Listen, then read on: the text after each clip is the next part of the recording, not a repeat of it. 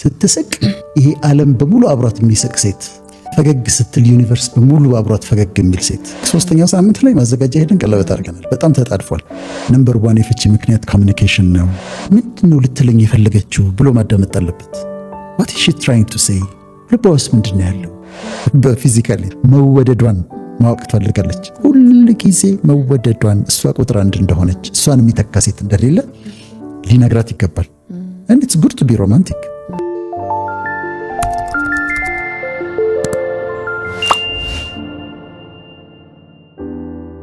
ስትወዳት ለጋብቻም ስትፈልጋት ምኗን ነው የወደድካት? አይኗን፣ ከንፈሯን፣ ጥርሷን፣ ቁመናዋን ወይስ ውስጧን? ይሄ ከባድ ጥያቄ። ምክንያቱም ውስጧን መውደድ አለበት። ቴዲ እንዳለው ውስጧን መውደድ አለበት። አንደርስታንድ ሊያረጋት ይገባል፣ ሊገረምባት ይገባል። የተሰራችበትን ስሪት ውስጧን፣ ማንነቷን ተረድቶ ሊወድላት ይገባል። አንዲት ሴት አንዲት እናት ታከም ነበር። እናቶች ነበሩ ታካሚዎች እና ስኳር በሽታ ዲያቤቲክ ሆነው አገኘኋቸው። መድኃኒት አዘዝኩላቸው። ከዛ ይከታተላሉ። ልጃቸው ከአሜሪካን ሀገር መጣች። ስትመጣ ዶክተር ልካ ላስተዋውቅሽ አሏት። ከዛ መጣች። ከእሷ ጋር ተዋወቅን። ከአሜሪካን የመጣችው ቻርሚንግ ነበረች። በጣም ቻርሚንግ፣ ደም ግባት ያላት። እኔ ምን እላት ነበረ? ስትስቅ ይሄ ዓለም በሙሉ አብሯት የሚስቅ ሴት፣ ፈገግ ስትል ዩኒቨርስ በሙሉ አብሯት ፈገግ የሚል ሴት። እንደዛ አይነት ሴት ነች። በቃ ፈገግ ስትል ይሆን ይፈካል፣ ነገር ሁሉ ይፈካል። ከዛ ተዋወቅን። ከሷ ጋር ሪሌሽንሺፕ ጀመርን። ከዛ በኋላ ተጋባን። የዛ ጊዜ እንትን ነው፣ በደንብ ሳንተዋወቅ ስለተጋባን ኮሚኒኬሽን ችግር ነበረን። መንፈሳዊ ዓለም ደግሞ መጽሐፍ ቅዱስ ማንበብ ከጀመርኩ ደግሞ 6 ወሬ ነው። ከዛ እንደዛ ሆነና አልተግባባን። ከዛ መጨረሻ አሜሪካ ሄድኩኝ። እኔ በአሜሪካም ሞከር ነው። ከዛ ተለያየን። ተመልሼ የመጣው ወደዚህ መስተካከል የሚችል ነገር ነበር። አንደኛ በደንብ መተዋወቅ ነበረብን። 3ኛው ሳምንት ላይ ማዘጋጃ ሄደን ቀለበት አድርገናል። በጣም ተጣድፏል። እሷን በደንብ ስነ ልቦናዋን፣ ያለፈችበትን መንገድ ምናምን አሁን ታሳዝነኛለች። እውነት ለመናገር በጣም ነው ማዝነው። ከዛ ደግሞ የኔ ደግሞ ያንግ ነኝ፣ ገና መማር ነው የምፈልገው ምናምን፣ ኤነርጀቲክ ነኝ። እንደዚህ ኮምፓቲቢሊቲ የሚባለው መጣጣም፣ ከመጋባታቸው በፊት ኮምፓቲብል ነን ወይ ብሎ የሷን ባክግራውንድ አጥንቶ የሱን ባክግራውንድ አምጥቶ ሁለት የተለያዩ ሰዎች አንድ ሊሆኑ ስለሆነ እሱን መጣጣማቸውን ቼክ ማድረግ አለባቸው። ነምበር 1 የፍቺ ምክንያት ኮሚኒኬሽን ነው። ስለዚህ ኮሚኒኬሽን ስታይልን ማስተካከል። ኮንፍሊክት ሁሌ ይፈጠራል፣ ግን ኮንፍሊክት ሪዞሉሽን ሜቶዶችን ማዘጋጀት፣ እንዴት ችግሮች ሲኖሩ እንዴት መፈታት እንዳለባቸው። አንዱ መሰረታዊ ነገር ሊስኒንግ ነው። አሁን ባልና ሚስት ቁጭ ብሎ እያወሩ ነው አይደለም? እሷ ምንድነው ልትለኝ የፈለገችው ብሎ ማዳመጥ አለበት። what is she trying to say? ልቧ ውስጥ ምንድነው ያለው? ልትነግረኝ የፈለገችው ነገር ምንድነው? ምን እያለች ነው ብሎ ከልቡ ቁጭ ብሎ ሊያዳምጣት ያስፈልጋል። እሷን ለማሳመን እንዲህ ነው እኮ ወይም ደግሞ መፍትሄ ለማምጣት ከሞከር እሷን truly deeply sincerely understand ሊያረጋት መሞከር አለበት። እሷም ደግሞ እሱን አንደርስታንድ ልታረገው ልታዳምጠው ይገባል። ምንድነው የሚፈልገው? ፍርሃቱ ምንድነው? ጭንቀቱ ምንድነው? ፍላጎቱ ምንድነው? አምቢሽኑ ምንድነው? ኮሙኒኬት ከተደራረጉ አብዛኛው ችግር ተወግዷል። ባናኗራቸውም ኮምፓቲብል ከሆኑ ማለት ለምሳሌ ልጆች አሉ። እሷ ልጆቿን ቴክ ኬር ታደርጋለች እንበል፣ እሱ ቢዚ ነው እንበል፣ ልጆቹን ይሰራል። እሱ ሲሰራ ሻይ ታቀርብለታለች፣ እሷ ልጆቿን ያግዛታል። በአንዱ የጎደለውን እንዲሞላ ማድረግ ነው። ስለዚህ ኮምፓቲቢሊቲ ያስፈልጋል። ፑሊንግ እና ፑሽንግ ፋክተርስ አሉ። ፑሊንግ ፋክተር እንዲስቦ የሚያለያይሽ ነው፣ ስቦ ከውጭ የሚያለያይሽ። ፑሽንግ ፋክተር ከውስጥ ሆኖ የሚገፋሽ ነው እንድትለያይ። መጀመሪያ ምርጫቸው ላይ መጠንቀቅ አለባቸው። ስለዚህ ምርጫ ላይ በፊዚካል አፒራንስ ሴቷን በቃ ቁመቱ፣ አፍንጫው፣ ጠይምነቱ ምናምን ብላ አይደለም ማግባት ያለባት። እሷ ደግሞ እሱን ፐርሰናሊቲውን በደንብ ማወቅ አለባት እና መጀመሪያ ምርጫ ላይ በጣም መጠንቀቅ አለባቸው። ከዛ ፕሪማሪታል ካውንስሊንግ አለ። ከጋብቻ ቅድመ ጋብቻ ካውንስሊንግ ነው። ሄደው ካውንስሊንግ ማግኘት አለባቸው እና ካውንስል ይደረጋሉ። ለትዳር ሬዲ ናቸው ወይ? የሚኖሩበት ቤት አላቸው ወይ? ሲጋቡ አብረው የሚኖሩበት ነገር አለ? ቅድም ያልናቸው መግባባት ይችላሉ? ኮምፓቲብል ናቸው? የእውነት እነዚህ ሰዎች ባልና ሚስት መሆን ይችላሉ የሚለው ከጋብቻው በፊት ካውንስሊንግ ያስፈልጋቸው። ከዛ ሲገቡ ትዳር ውስጥ ደግሞ ይሄ አበባ የተነሰነሰበት ሽቶ የተርከፈከፈበት ሮማንስ ብቻ ያለበት ሌላ ዓለም ኤክስፔክት ማድረግ የለባቸው። ቻሌንጆች አሉ፣ ኮንፍሊክት አለ። እንኳን በሁለት ሰዎች መካከል ኢንተርፐርሰናል ኮንፍሊክት እና እኔ ውስጥ ኢንትራፐርሰናል ኮንፍሊክት አለ። ግን ኮንፍሊክቱ ሲኖር እንዴት ነው ሪዞልቭ የምናደርገው? አለመግባባት ሲኖር እንዴት እናድርገው? ራሱ ኮንፍሊክት ሪዞሉሽን ላይ ኦኬ ኮንፍሊክት በሚኖርበት ጊዜ እዛች ቦታ ሄደን የሆነ ቦታ ቁጭ ብለን የምናወራው ብለው እንዴት ሃንድል እንደሚያደርጉት ቀድሞ ማዘጋጀት አለባቸው። ሮማንቲክ የሆነው ፍቅር ልትንከባከብ የሚገባ ፍቅር ነው። አብሮ መውጣት፣ ጊዜ ማሳለፍ፣ እንደዚህ የተለያዩ ነገሮችን አድርገው ትዳርን አስውበው በጣም ቆንጆ አድርገው መኖር ይችላሉ። ዲቮርስን ፍቺ በፍጹም አማራጭ አድርገው ሊያቀርቡት አይገባም። ከባድ ነው። መጽሐፍ ቅዱስ መፍታት እንደማትችል ነግርሽና ከዝሙት በስተቀር ይላል። እቺ ኤክሰፕሽን ነች። ስለዚህ አሁን አንዲት ሴት ባሏ የሚያመነዝር ከሆነ ይቅርታ እያደረገችለት መኖር ትችላለች፣ መብቷ ነው። ወይም ብዛ አድርጎ ይቅርታ ጠይቆ የሚኖር ከሆነ ይቅርታ አድርጋለት መኖር ትችላለች። ዝሙት ግን ትልቅ የፍቺ ምክንያት ነው ማለት ቤተክርስቲያን ሄዳ ዝሙት አለ ብላ መፍታት መብቷ ነው። አንዳንድ ጊዜ በጣም ዊርድ ነው። ለምሳሌ አንዲት ሴት መታ ባሏን አስቀምጣ 8 ሴቶች በስም ቆጥራልኛለች ከባሏ ጋር የተኙ የምታውቃቸው ከሊት እሱ እያለ አልተቃወምም። አሁን ይሄ ሆኖ እያለ ግን 3 ትናንሽ ልጆች አሏቸው። ያለቅሳል፣ ልጁ ይወዳታል። በካውንስሊንግ ሜተድ ሳይሆን እንደ ወንድም ታረገው ብየዋለሁ። የሚገርመው ነገር ግን ይቅርታ አደረገችለት እና ትዳራቸው ቀጥል። እኛ በተቻለ መጠን እንዳይፈርስ ነው የምንፈልገው። ግን አንዳንድ ጊዜ ደግሞ አቢዩዝ አለ፣ ፊዚካል አቢዩዝ አለ፣ ድብደባ አለ፣ ለነፍሷ ለሞት ሊያደርሳት የሚያሰጋ ነገር አለ። እንደሱ ሲሆን አይ ይሄ ትንሽ ሰፕሬት አድርጋችሁ ብታዩት ብለን ራሳችን ሪኮመንድ የምናደርግበት ጊዜ አለ። ልጆች ካሉ በተለይ በጣም መጠንቀቅ አለባቸው። ልጆች ወልደው ከሆነ የተፋቱት ባይፋቱ ጥሩ ነው። ከተፋቱ ግን በጣም መጠንቀቅ አለባቸው። ለምሳሌ እኔ ስላጠናሁት ቺልድረን ኦፍ ዲቮርስ ይባላል። ቺልድረን ኦፍ ዲቮርስ ማለት ከፍቺ ከተፋታ ቤተሰብ የተገኙ ልጆች ማለት ነው። ልጆቹ ላይ ጭንቀት፣ ዲፕሬሽን፣ አካዳሚክ ፐርፎርማንስ፣ የትምህርት አቅማቸው በጣም ማነስ፣ በቀላሉ መረበሽ፣ ከጓደኞቻቸው ጋር አለመግባባት፣ በደለኝነት፣ አንዳንዴ የተፋቱት ወላጆቻቸው ሁሉ በእነሱ ምክንያት ይመስላቸዋል። እንደዛ ብለው እንትን ይላሉ፣ ያስባሉ። ይሄ አሁን ፋይት የሚያደርጉ ባልና ሚስቶች አይቻለሁ። በጣም ፋይት የሚያደርጉና ልጆች አሉ መሀል ላይ ያ አባታችሁ እንዲያርጉ ትላቸዋለች። እሱ ጋር ሲሄዱ እናታችሁ እንዲያርጉ እየገደሏቸው ነው ያሉት። በጣም እየገደሏቸው ነው ያሉት።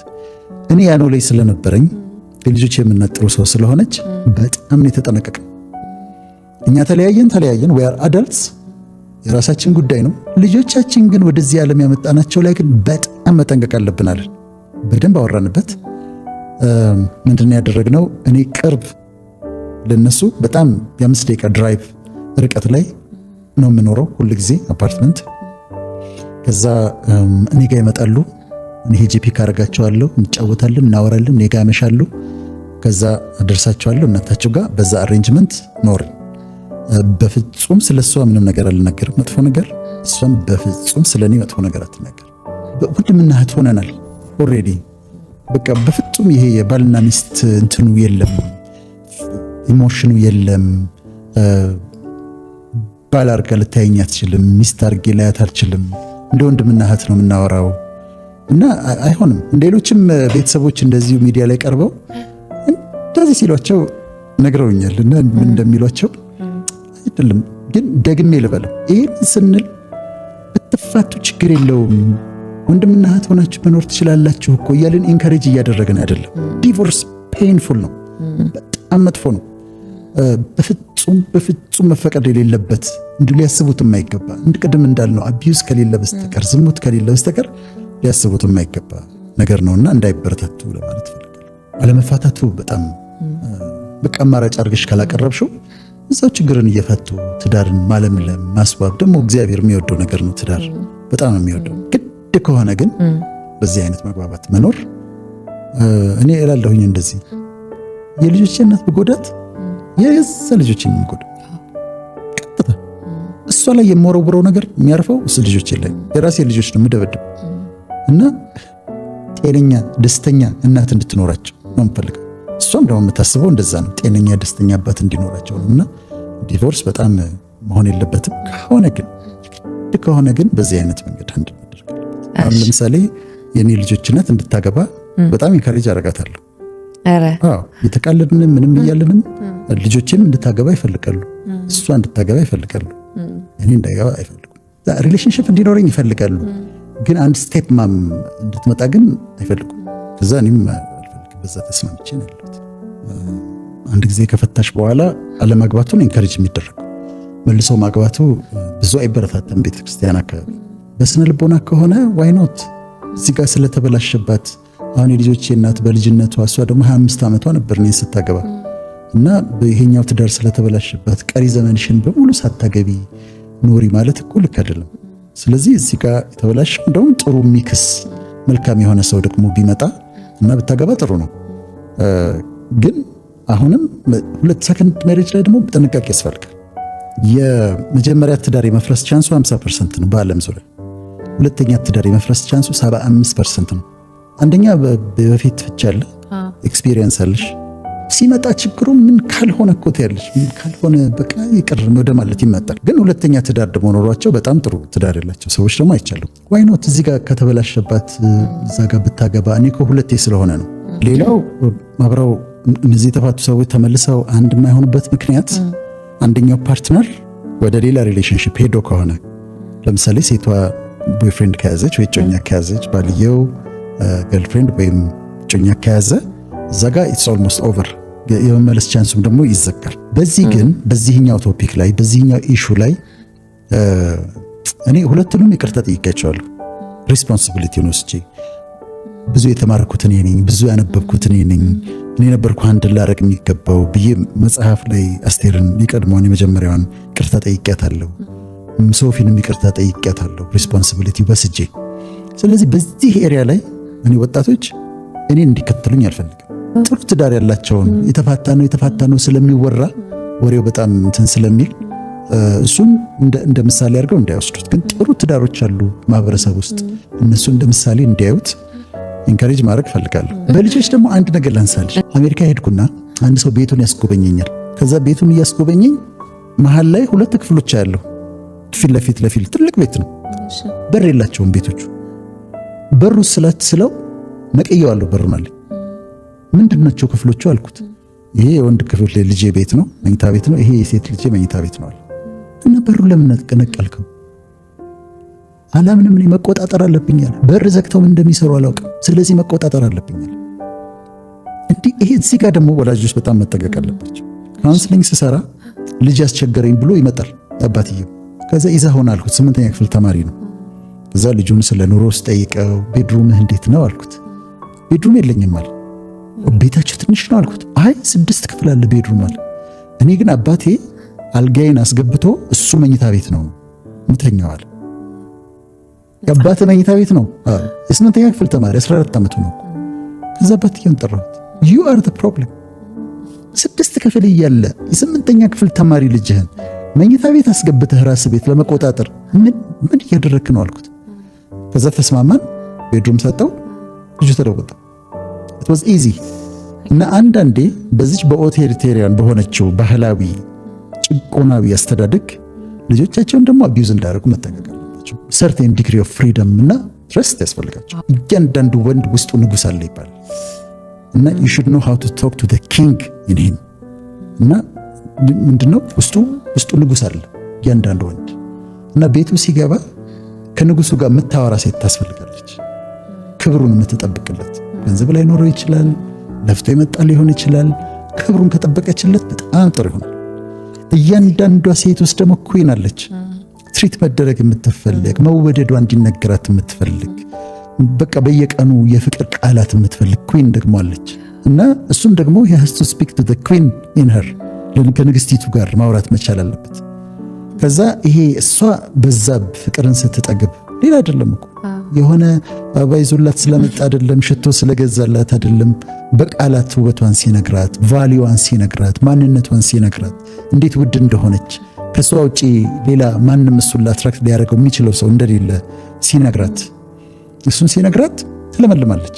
እሷ ደግሞ ሆነር ካደረገችው ከሌላ ወንድ ጋር ሳታወዳድር ንጉስ አርጋ ካየችው እሱ ንግስት አርጎ ካያት በጣም ቆንጆ ኑሮ ይኖራል። አንድ ሰው ቢሮ ውስጥ አንዲት ሴት ትፈትነዋለች። በጣም ፖስቸሯ የሚያምር ምናምን ነች እና በጣም በተደጋጋሚ ቴምፕት ታደርገዋለች። ከዛ አያትና አንድ ቀን በጣም ይገርምሻል አላት። የኔ ሚስቴ ፖስቸሯ ልክ እንዳንቺ ነበር አላት። ሰውነቷ ልክ እንዳንቺ ነበር አላት። አሁን እንዳንቺ አይደለችም ማለት ሰውነቷ ትንሽ ተለውጧል፣ ትንሽ ወፈር ብላለች፣ ትንሽ ፊቷ ላይ ትንሽ ማዲያት አለ። ግን ለምን እንደሆነ ታውቂያለሽ አላት። የኔን ልጆች በማህፀኗ ተሸክማ ወልዳ አጥብታ ደፋ ቀና ስትል ልጆቿን ስታጥብ ምን ስትል ለዛ ነው ልዩነት የመጣው። እንደዛም ሆኖ ስቲል የኔ ሚስት ውብ ነች። አሁን አየሽ ሚስቲቱ እዛ ጋር ወጣት ሴቶች ምናምን ጋር ምናምን አረድ የዋለው ከዛ እሷ በፊዚካሊ መወደዷን ማወቅ ትፈልጋለች። ሁል ጊዜ መወደዷን እሷ ቁጥር አንድ እንደሆነች እሷን የሚተካ ሴት እንደሌለ ሊነግራት ይገባል። and it's good to be romantic በጣም ያስፈልጋል። ከዛ ደግሞ እሷ ደክሞታል ምንድነው ምናልባት መኪና እንኳን የለው ይሆናል እኮ አንዳንድ ቤት እኮ ስትገቢ ትደነግጫለሽ። ባሏን እንዴት እንደምታከብር እኔ አሁን አንድ ወዳጅ አለኝ ዶክተር ነው ቢዝነስ ዓለም ውስጥም አለ። ቤታቸው ሄጄ ሚስትየው እንዴት ትሪት እንደምታደርገው እንዴት ትሪት ሌላም ደግሞ አለች በጣም ወዳጅ ነች ለኔ እና ሄጃለሁ ቤታቸው ባልየው እንዴት እንደሚያዝ በቃ የእውነት ንጉስ ነው የደንበኛ ንጉስ ነው። እሱ ደግሞ እሷ እንዴት ትሪት እንደሚያደርጋት ብታይ ደግሞ በቃ ልዕልት ነች ተገኘ ነች። ይህንን ካደረጉ ፍሎሪሽ ያደርጋል። እግዚአብሔር በምድር ላይ ከሰጣቸው ነገሮች መልካም ነገሮች መካከል አንዱ ሮማንስ ይመስለኛል። ይሄ ሮማንቲክ የሆነ ህይወት የፍቅር ህይወት እነሱን መንከባከብ ያስፈልጋል ብዬ አምናለሁ።